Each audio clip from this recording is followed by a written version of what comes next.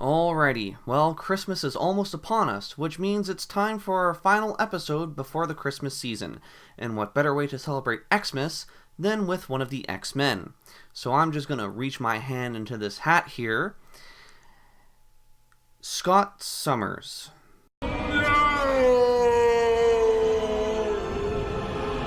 Ugh, fine.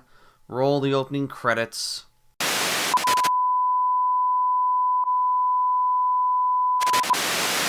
That's right, it's finally happened. I'm doing an entire episode on Scott Summers. So help me God. Okay, anyways.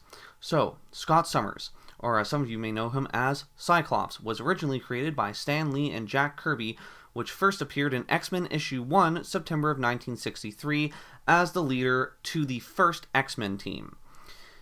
You know, now that I bring that up, I've always kind of wondered what Stan and Jack were thinking. I mean, this could easily be summed up as their biggest mistake that they've ever made.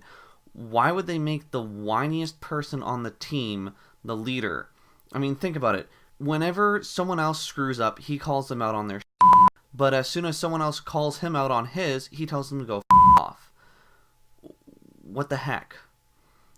Anyways, back to what all 5 of the Cyclops fans came here for. Summers remained a member of the team up through Uncanny X-Men issue 201, when he left the Uncanny X-Men title to be featured in the launch of a new series by Marvel called XFactor in 1986, which would change the team's name to the Exterminators. No, sorry, I take issue with that. He's not that cool. He does not get that reference. Anyways, Marvel would also use the original Uncanny X-Men team of Cyclops, Marvel Girl or Jean Grey, Beast, Iceman, and Angel, who also formed the original X-Men team.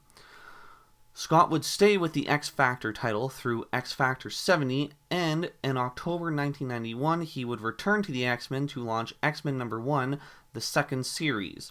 This series would be the second of 2 X-Men titles and would feature Cyclops, Wolverine, Gambit, Psylocke, Rogue, and the Beast as Blue Team. Cyclops has recently been featured in other X-Men series like Astonishing X-Men, which also features Wolverine, Shadowcat or Kitty Pryde, Colossus, Emma Frost, and Beast as a team. Throughout this time, Cyclops would continue to make appearances in Uncanny X-Men, and Marvel would also use Cyclops to launch various other X-Men titles, most notably Ultimate X-Men and All New X-Men. And now as for Cyclops' history. So Cyclops has undergone various revisions, both minor and major in the past. However, the central fixed element is the character's origin story. As a young boy, Scott Summers is orphaned after watching his parents die in a plane crash.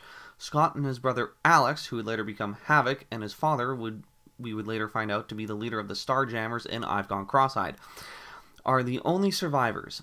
Their parents place the 2 boys in the only available parachute and force them to jump from the plane just prior to crashing. The boys become wards of the state and are separated soon after.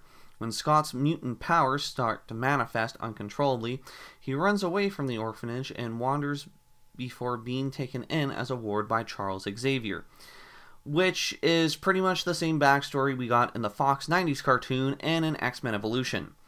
And now Scott, along with the rest of the original X-Men from 1963, have been brought to the future in all new X-Men. And that's the end. Thank God. I mean, okay, I get why some people may have liked this character when they were little, but my God, he's so whiny.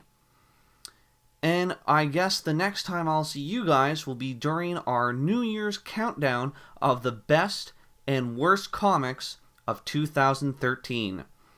I'm CJ the Comic Book Guy, and I'll catch all of you guys later. Happy reading.